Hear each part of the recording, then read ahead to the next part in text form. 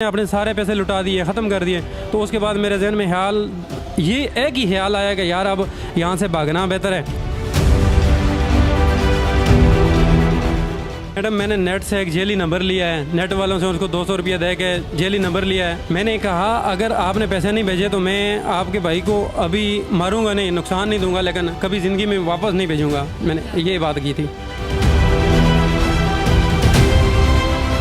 उन्होंने मुझे यहाँ पे थाने में ही मैंने उसके कदमों में गिरा हूँ, वालिद के और भाई के। उन्होंने माफ़ कर दिया, उन्होंने कहा कि बेटा आपको माफ़ कर देते हैं, लेकिन दोबारा कभी ज़िंदगी में ऐसा नहीं करना।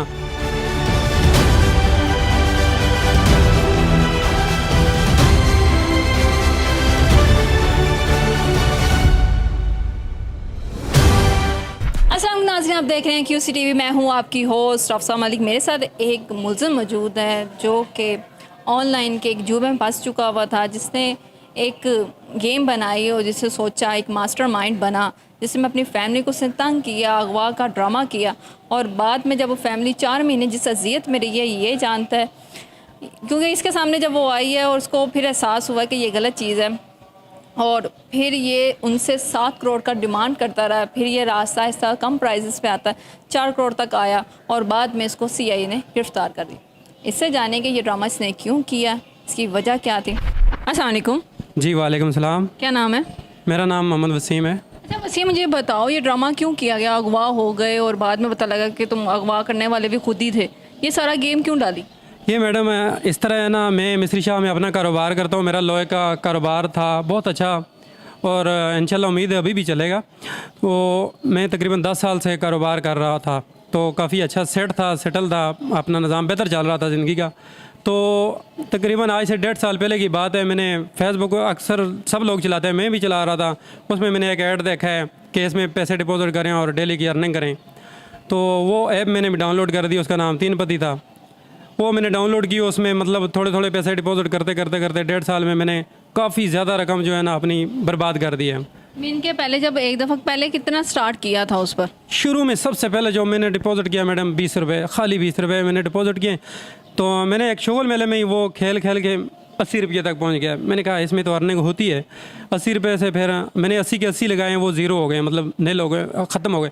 फिर मैंने उसमें ज़्यादा डिपॉजिट किया, 500 डिपॉजिट किया। 500 के साथ थोड़ा सा खेला हूँ गेम, उसमें गेम खेला हूँ। खेलते खेलते तकरीबन मेरे 7,000 बन गए थे 500 के साथ।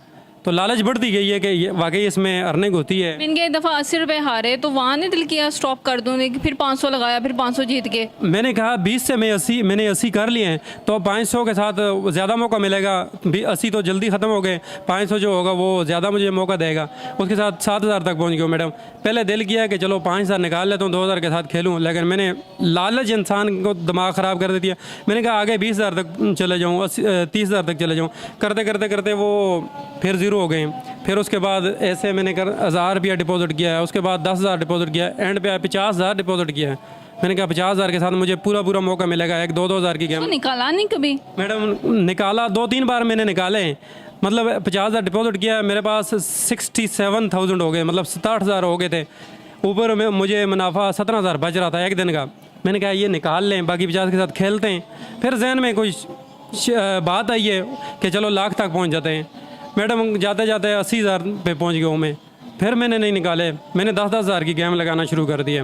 वो 10,000 3-4 बार लगाई तो वो ज़ीरो हो गया। फिर दोबारा डिपॉजिट करने पड़े, फिर दोबारा डिपॉजिट करने, ऐसे लालच पे लालच की। ये तो गेम की समझ आती है, आपने गेम खेली और इसको डिपॉजिट कर देते हैं। अगवा की तरफ कैसे आए, कैसे प्लान बनाया उसका? मैडम मुझे पता चला है कि मेरा जो अपनी ज़िंदगी की तमाम जमा पूंजी थी, कारोबार के तमाम पैसे जो मेरे थे, वो सारे इसमें 1.5 साल के अंदर मैंने, पहले तो मुझे जहन में आ ही नहीं रहा था कि कितने पैसे खर्च हो गए, कितने बाकी बचते हैं। 1.5 साल के बाद मुझे पता चला कि मैंने अपने सारे पैसे ख़त्म कर दिए। सारा दिन खेलते रहते थे? मैडम बस जब भी दिन को मौका मिलता है, कभी मतलब ज़्यादातर मैं गेम में खेलता था, वैसे और थोड़े बहुत काम करता था, लेकिन ज़्यादातर गेम खेलता था। उसमें जब मुझे पता चला कि मैंने अपने सारे पैसे लुटा दिए, ख़त्म कर दिए, तो उसके बाद मेरे जहन में ख्याल ये एक ही ख्याल आया कि यार अब यहाँ से भागना बेहतर है। तो भाग के मैं घर अपने भाई को फ़ोन करूँगा, वो मुझे इधर उधर, उसके तलकात कारोबार भी अच्छे हैं, तलकात भी अच्छे हैं। वो कितने बहन भाई हैं आप? मेरे 5 भाई हैं मुझ समेत और 3 बहनें हैं। तो मैं भाई को फ़ोन करूंगा जाके, वो मुझे मतलब जो थोड़ी बहुत करोड़ 1.5 करोड़ रुपया अगर दे सके तो मुझे उम्मीद थी देगा, लेकिन नहीं। तो अगर 2 करोड़ दे देता या 1.5 करोड़ दे देता तो वो पैसे कहाँ करते? वो वापस आके मैं अपना कारोबार दोबारा सेट करता, जहन में ये बात थी, लेकिन उसके बरक्स हुआ सब कुछ। भाई बाप था? जी बाप भी जिंदा है, माँ है, बाकी भाई भी है। भाई के अलावा बाप के साथ पहले रुजू किया उनसे पैसे मांग लो? नहीं, बाप के साथ, बाप तो गांव में होते हैं, इधर भाई ही होता है, बड़ा भाई। अच्छा। जी भाई के साथ ही हुई थी जो विवाद। तो यहाँ से मैं गया हूँ मैडम सबसे पहले कोयटा में मैं 3 दिन रुका हूँ। वहाँ से ही मैंने मैसेज किया है भाई को कि आपका बंदा 10 साल से कारोबार कर रहे थे आप, किसी से उधार लेके भी तो कारोबार दोबारा से शुरू कर सकते थे। मैडम इतनी बड़ी रकम उधार कोई भी नहीं देता, ज़्यादा से ज़्यादा उधार देते हैं 2 लाख 5 लाख तक भी दे सकते थे मुझे, लेकिन 5 लाख के साथ मेरा कारोबार उस तरह दोबारा सेटल नहीं होना था।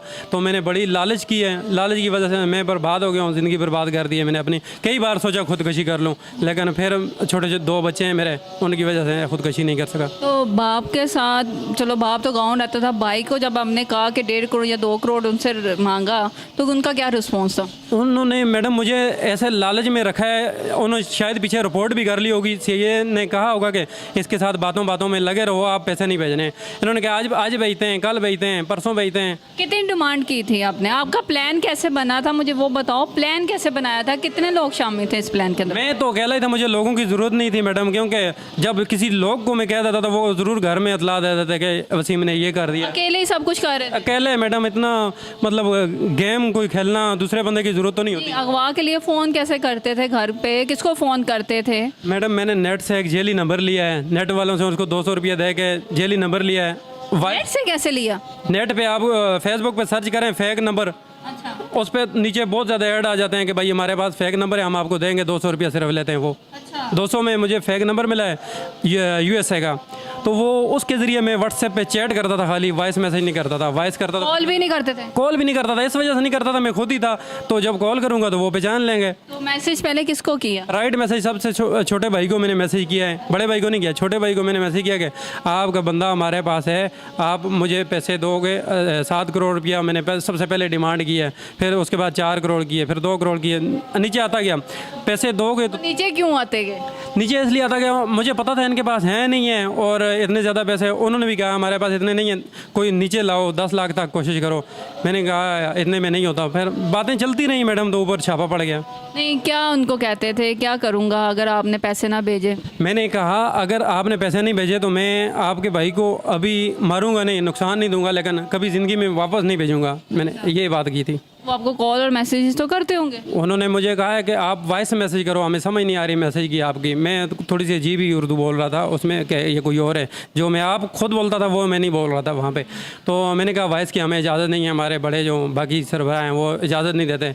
तो इस बात में मैडम बहुत ज़्यादा शर्मिंदा हूँ, ज़िंदगी में दोबारा कभी ऐसा सोचना। ये सिलसिला तुमने कितने साल चलाया, ये क्या कितने महीने चलाया? वो जो पैसे ख़त्म किए वो 1.5 साल लगा है, ये सिलसिला 4 महीने में, मतलब जो मैं गायब रहा घर से 4 महीने, पूरे 4 महीने तक। 4 महीने से पैसे मंगवा रहे थे? पैसे तो कोई नहीं भेज रहा था, 4 महीने से गायब रहा इनसे, ये पीछे ढूंढ रहे थे मुझे। कहाँ गायब रहे? मैं सबसे पहले कोयटा गया हूँ, 3 दिन वहाँ रहा हूँ, एक दिन पंजगुर गया हूँ, वहाँ से आगे पंजगुर में नेट नहीं चल रहा था, नेट के बगैर मेरा गुजारा नहीं था। तो तुम 4 महीने घर से दूर रहे हो, पैसे तुम्हारे पास थे नहीं, तो कैसे ट्रैवल करते थे, कैसे रहना सहना कैसे करते थे? पैसे मैडम इतने तो थे कि खर्चे के लिए मेरे पास तकरीबन 1.5 लाख रुपया जेब में पड़ा था, इतने थे। तो पंजगुर गया हूँ, पंजगुर नेट की सहूलत गवर्नमेंट ने बंद की हुई है, उसमें नहीं चल रही। वहाँ से मैं तुरबत चला गया, तुरबत में मैंने क्वार्टर किराए पे लिया, 1 महीना 18 दिन में उसमें रुका हूँ, जहाँ से मैंने इनको डेली मैसेज करता था। तुरबत से मैं फिर उसके बाद औरमाड़ा चला गया, ग्वादर चला गया, ग्वादर से फिर एंड में मैं कराची चला गया, कराची से सजावल चला गया, जहाँ से मुझे पकड़ा गया हूँ। अच्छा, वहाँ से पकड़े, कैसे पकड़े गए? मैडम तुम्हें क्या लगता है तुमने क्या गलती की जहाँ से तुम पकड़े गए? गलती मैंने यही की मैडम कि मेरे जो मोबाइल था इन्होंने मुझे उसके ज़रिए ट्रेस किया है। मोबाइल में मैंने अपनी सिमें तो तमाम बंद कर दी हैं। मुझे ये भी यकीन था कि ये मोबाइल के ज़रिए कोई भी सिम इसमें डालें तो पकड़ा जाऊंगा, लेकिन और हल कोई नहीं था मेरे पास सिम ही, और मतलब किसी और लोग तो सिम अपनी देते नहीं हैं। मेरे एक कज़न की सिम थी मेरे जेब में, वो मैंने डाली है उसी मोबाइल में, जो मेरा मोबाइल का डब्बा घर में रह गया था, तो मेरे भाइयों ने वो CIA को ला के दिया है, उसके ज़रिए पकड़ा गया हूँ मैं। तो उस मोबाइल में मैंने अपने कज़न की सिम डाली हुई थी, मेरे कज़न की सिम के ज़रिए मुझे पकड़ा गया। तो कज़न बेचारा इन्वॉल्व तो नहीं था इसमें? इन्वॉल्व नहीं था, उसको ला के इधर पूछगछ की है। उसने कहा कि वसीम भाई ने तो ये सिम मुझसे 2 साल पहले ली थी, मैंने तो उससे पूछा भी नहीं किसके पास है सिम। कितना पढ़े हो? मैंने मास्टर किया है पॉलिटिकल साइंस में। मास्टर किया, और मास्टर तुम मास्टर माइंड बन गए, अपने खुद को किडनैप किया, तशद्दुद भी खुद को ऊपर किया, घर वालों को भी एक अजियत में रखा, बाप को भी जब गांव में पता लगा वो भी एक अजियत में रहा होगा। जी मैडम, मैंने इतनी अजियत दी है घर वालों को, मैं सोच रहा हूँ कि मुझे माफ़ी अल्लाह की तरफ से मिलेगी या नहीं मिलेगी, क्योंकि वालदैन ने मुझे, उन्होंने तो बहुत बड़ा दिल किया, अल्लाह पाक उनकी लंबी उम्र करे। उन्होंने मुझे यहाँ पे थाने में ही, मैंने उसके कदमों में गिरा हूँ, वालिद के और भाई के, उन्होंने माफ़ कर दिया। उन्होंने कहा कि बेटा आपको माफ़ कर देते हैं, लेकिन दोबारा कभी ज़िंदगी में ऐसा नहीं करना। तो ये तो नहीं किया कि ताल्लुक ही तोड़ दिया हो? नहीं नहीं नहीं मैडम, मेरे वालिद इधर मुझे देख के रोए हैं, तो मेरा दिल फट रहा था, खुदा की कसम मैं कहता हूँ। अभी भी आई होगी, बड़ा हुआ होगा, दिल बड़ा खराब। जी मैडम, बहुत ज़्यादा परेशान थे। मेरी माँ आई है, वो सारा दिन रोती रही है, अभी भी रो रही है वो। तो इतने परेशान हूँ ज़िंदगी में। मुझे बताओ कि जब पकड़ने आए हैं तब माइंड में नहीं आया कि मुझे पकड़ के भाग जाऊं या कुछ कर लूं? जब सीए ने मुझ पर रेड की थी मैडम, वो तो मैंने दरवाज़ा जो खोलना था उससे मैं भाग सकता ही नहीं था। बाहर पूरी टीम इनकी सीआईए की थी, बड़ी एक्टिव टीम थी, तो मैंने भागने की कोशिश भी नहीं की मैडम। कब हुआ? सुबह के टाइम इन्होंने 4 बजे का टाइम था, मैंने भागने की कोशिश भी नहीं की। मुझे मतलब अगर मौका मिलता भी तो मैं भागता नहीं। क्यों? क्या मैंने कहा कि बस अब भागना है या पीछे से गोली पड़ेगी या बदनामी होगी, क्योंकि भागना नहीं चाहिए, नहीं भागा। हाँ कुछ। अच्छा, आवाम को, जो स्टूडेंट्स देख रहे हैं तुम्हें, जो इतनी आवाम तुम्हें देख रही है, उनको क्या पैगाम देती हो? ये जो ऑनलाइन गेम्स खेलते हैं, अपने माँ बाप को तंग, कैसे तुमने बहुत तंग किया, अब तुम्हें शर्मिंदगी भी है इस बात पर कि ये गलत चीज़ है, उनको बताओ कि ये चीज़ करनी चाहिए या नहीं करनी चाहिए। मैं अपने तमाम देखने वाले भाइयों और दोस्तों से नहायत ही इल्तमास से ये गुजारिश करूँगा कि ये जो इंटरनेट की ऑनलाइन गेम है इससे दूर रहें। मैंने इसमें आके अपनी ज़िंदगी भी बर्बाद कर दी है, अपने बच्चों की ज़िंदगी भी बर्बाद कर दी है, सारी ज़िंदगी की जमा पूंजी इसमें उड़ा दी है मैंने। तो ये जो ऑनलाइन गेम है ये जुआ होता है, जुए के बारे में बड़ों ने कहा जुआ किसी का ना हुआ। तो बस इससे यही मैंने सबक सीखा है कि लालच और गुरूर तो कबर नहीं करना चाहिए, और इंटरनेट की किसी गेम में इंशाल्लाह आज के बाद मैं इन्वॉल्व नहीं होऊंगा, और होना भी नहीं चाहिए मैडम। माफ़ी मांगता हूँ सबसे। और अब घर वाले पैसे दे रहे हैं वैसे कारोबार के लिए? जी कारोबार के लिए मेरे बड़े भाई ने मुझे कहा कि आपको मैं इंशाल्लाह दोबारा से वहीं से शुरू कराऊंगा जहाँ से आप ख़त्म हुए। आप दोबारा तो ये ड्रामा तो नहीं करोगे ना? मेरी खुदा की कसम मेरी तौबा है बस। मेरे साथ मौजूद हैं आतिफ साहब जो इंचार्ज हैं, उनसे जानते हैं ये स्टोरी क्या थी। अस्सलाम वालेकुम। वालेकुम अस्सलाम। अच्छा, मुझे बताइएगा ये स्टोरी क्या थी? लड़के ने क्यों अपने आप को ऐसा घर में शो किया, मैं अगवा हो गया और पैसे मांगता रहा, 7 करोड़ से स्टार्ट हुई, 4 करोड़ पे आकर बात ख़त्म हुई, ये क्या माजरा था? बिस्मिल्लाहिर्रहमानिर्रहीम। ये मई में ये लड़का अपने घर से गायब हो जाता है और उसके वालिद ने पुलिस को रिपोर्ट की है कि उसका बेटा अगवा हो गया, और उस रिपोर्ट करने के कुछ दिनों बाद उसको 10 करोड़ तावान का मुतालबा किसी इंटरनेशनल नंबर से आता है उसके भाई के नंबर पे। तो उस वक्त वो ज़्यादा परेशानी की बात बनती है, और उसी वक्त फिर हमारी टीमें जो हैं, हमें अफसरान बाला की तरफ से हुक्म मिलता है तो हम लोग पहुंचते हैं, हम देखते हैं उसको। तो जो इनिशियल इन्वेस्टिगेशन हम करते हैं तो वहाँ पे मालूम होता है कि ये लड़का वहाँ पे लोहा मार्केट में पाइप का काम करता था, और इसका कुछ उधर कमेटियों का लेन देन था जिसमें कुछ पैसे इसके पास थे। उसके बाद इसका अकाउंट डिटेल्स जब हम लेते हैं तो उसमें पता चलता है कि ये कोई ऑनलाइन गेम्स खेलता है जिसमें ये काफ़ी भारी रकम हार गया है, और हमें शक पड़ा कि ये शायद ख़ुद ही अपने आप को इसने ऐसे किया है। उसके बाद कुछ ये तस्वीर जो अपनी भेजता था अगवाकारों की जानिब से, वो भी मशकूक थी कि जैसे ये ख़ुद ही खींच के भेज रहा है। उसके अलावा वो सेल्फीज होती थी? वो स्टिल फ़ोटोग्राफी थी जो रख के, मोबाइल रख के सामने खड़े होके इस तरह के वो करता था। तो फिर इसकी लोकेशंस काफ़ी चेंज होती थी, और कुछ ऐसे इलाकों में इसकी लोकेशंस आई जहाँ पे सिक्योरिटी काफ़ी सख्त है और वहाँ पे आम आदमी इस तरह नहीं जा सकता। तो उससे हमें फिर काफ़ी यकीन हो गया कि ये बंदा खुद ही, लेकिन मामला जब तक ये सामने नहीं आता था उस वक्त तो क्लियर नहीं हो रहा था। तो इसी तरह ये हमें 4 महीने गुजर गए। इसी दौरान ये 1-2 लोगों से इसने पैसे भी मंगवाए, और अपने घर वाले से मंगवाए या से भी मंगवाए पैसे। तो वो इसने अपने ही अकाउंट्स में ट्रांसफ़र किए। इससे हमें और शक हुआ, लेकिन ये टिक नहीं रहा था किसी एक जगह पे। कभी तुरबत, कभी गवादर, कभी उरमाड़ो, पसनी, कराची, ठट्ठा, सजावल, इन एरियाज़ में ये फिरता था। तो इसने कुछ तस्वीर अपनी भेजी थी जो लोकेशंस उसमें आ रही थी। तो लास्ट वीक में इसकी ठट्ठा की लोकेशन आ रही थी। तो अफसरान बाला ने हुक्म दिया कि आप इसको फौरी तौर पे सॉल्व करें, इसको वहाँ पे जाएं। तो हम लोग फिर बलूचिस्तान और ठट्ठा के इलाका में हम गए और वहाँ पे हमने जो वहाँ पे इसके मोबाइल बंद हो गए, तो वहाँ पे फिर हमने अपने सोर्सेज, ह्यूमन सोर्सेज यूज़ किए। डीआईजी साहब इन्वेस्टिगेशन जो मॉनिटर कर रहे थे हमारी टीम को, उन्होंने फिर हमें एसएसपी साहब सजावल से हेल्प लेके दी। तो हमने वो लोकेशंस ट्रेस की जहाँ पे ये फिरता रहा है, वहाँ से इसके बारे में मालूमात मैनुअली लोगों से, दुकानदारों से, वहाँ पे रिक्शे वालों से, उनसे। अच्छा, ये सारा कुछ जो प्लान कर रहा था ये अकेले कर रहा था या इसके साथ और भी लोग शामिल थे? जी, ये अकेला ही कर रहा था, इसके साथ और कोई शामिल नहीं था। और फिर इसने एक तस्वीर हमें अपने घर वालों को भिजवाई थी जिसमें ये एक हेयर ड्रेसर के पास कटिंग करवा रहा था। तो वो फिर हमने उस हेयर ड्रेसर को ट्रेस करना शुरू किया। वो काफ़ी, चूँकि बड़ा इलाका है वो सजावल का, तो वहाँ पे काफ़ी जगह पे हमें घूमना फिरना पड़ा पैदल। इनकी इसकी अय्याशियाँ पूरी चल रही थी और घर वालों को इसने ऐसे प्रोटेक्ट किया हुआ था, कैसे बड़ा जुल्म और ज्यादती इसके साथ, और अगर पैसे ना भेजे तो उसको जान से मार देंगे। जी ऐसे ही है। और वहाँ पे फिर हमें जो वो जब हमने ढूंढा उसको, हेयर ड्रेसर को, तो उसके इर्द गिर्द जो महल्ले थे वहाँ पे हमने अपनी टीमें जो हैं वो हुलिया ज़रा चेंज करके, क्योंकि वहाँ पे सिंध के इलाके में पता चल जाता है कि पंजाबी बंदे आए हुए हैं या पुलिस वाले आए हुए हैं, वो थोड़ा सा हमें चेंज करना पड़ा। तो उसके बाद हमने वहाँ पे सर्च शुरू की और वहाँ पे वेट करते रहे इसका कि ये घर से या कहीं से बाहर निकलेगा। तो वहाँ फिर हमें एक टिप मिली कि ये किसी एक सराय में, ये मुसाफिर खाने में एक कमरे में रह रहा है।